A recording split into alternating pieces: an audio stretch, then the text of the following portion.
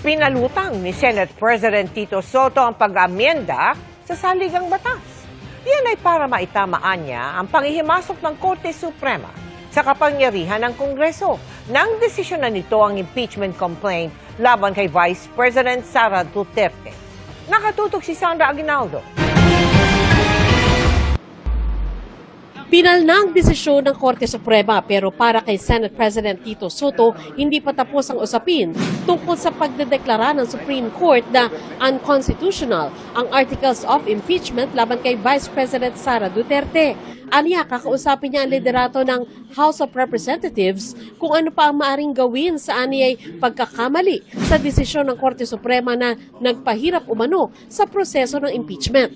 Pinalutang din ni Soto ang usapin ng pag-amyenda ng saligang batas para raw maiwasto ang ginawaan niyang panghihimasok ng kataas-taasang hukuman sa kapangyarihan ng Kongreso. Palitan na natin konstitusyon.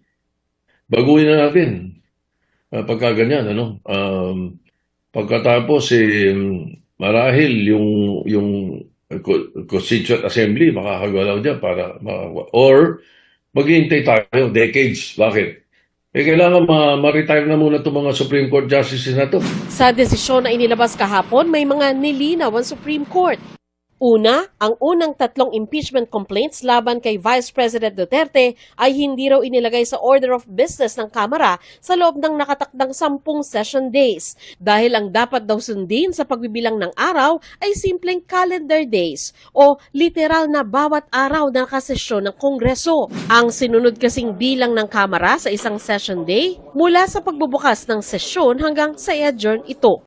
Pangalawa, maituturing ng initiated ang isang impeachment complaint kaya aandar na ang 1-year ban sa paghahain ng iba pang impeachment complaint laban sa opisyal kapag inirefer na ito sa Committee on Justice. Kung hindi inilagay sa order of business sa loob ng 10 session days o pagkatapos ito ay hindi inirefer sa House Committee on Justice sa loob ng 3 araw o kung hindi ito inaksyonan ng Kamara bago mag-adjourn sine die. Ang ika-4 na impeachment complaint noon laban sa bise, hindi na dumaan sa Committee on Justice at direktang ipinadala sa Senado dahil suportado ito ng mahigit 1/3 ng mga kongresista, alinsunod sa probisyon ng saligang batas. Dati sinabi ng Supreme Court na dapat binigyan ang bise ng pagkakataon na sagutin ang mga paratang bago inirefer sa Senado. Pero sa bagong resolusyon, nilinaw ng Korte na kung ganitong paraan ang gagamitin, ang pagkakataon ng nasa sakdal na magbigay ng panig ay sa paglilitis na mismo sa Senado. Sa desisyon pang isinulat ni Senior Associate Justice Marvic Leonen, sinabi niyang hindi dapat maabuso ang impeachment para mapanatili ang kapangyarihan ng kasakiman sa pamamagitan ng panghiya ng mga nasa matataas na posisyon para mapigilan silang gawin ang kanilang sinumpaang tungkulin.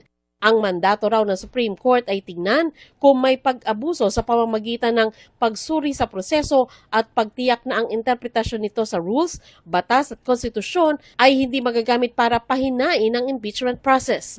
Ayon kay former Supreme Court Associate Justice Adolfo Ascuna, isa sa mga bumalangkas sa 1987 Constitution, sa bagong resolusyon ng Supreme Court, mas bumilis ang second mode of impeachment o yung pagpa-file ng complaint ng 1/3 ng lahat ng miyembro ng House of Representatives na agarang itatransmit sa Senado. Kung dati kasi, ni-require na padaanin pa ito sa House Committee on Justice, ngayon sinabi ng Supreme Court na maaari na itong gawin ng Kamara kung nais lamang nila. Mas maganda na ngayon at hindi na masyadong mahigpit ang proseso ng impeachment. Tinanggal na yung mga requirements na kailangan magkaroon ng hearing, kailangan magkaroon ng prueba na naintindihan nila yung complaint at saka yung ebidensya. Hindi na kailangan yun. So optional na lang yung hearing at saka yung dating procedure na i-refer na sa committee as a way of initiating a complaint. Punto pa ni Ascuna, hindi na rin pwedeng upuan o hindi aksyonan ang impeachment complaint. Over the loophole when Congress makes ipit the complaint, doesn't refer it to a committee, iniipit lang, and lumampas yung panahon. Sabi ng Supreme Court, hindi pwede yon. If you do not refer to committee within the time period and the time lapses, yun, commence na rin yun. Or even if you do not refer to committee and the time is still running, but the Congress adjourns, yun, initiated na rin yun. Panukala ni Azcuna, may magagawa pa ang Kongreso sa pamamagitan ng pagpapasa ng rules na naaayon sa posisyon nito. Palagay ko, pwede nilang baguhin yung mga sinabi ng Supreme Court as long as it's consistent with the Constitution.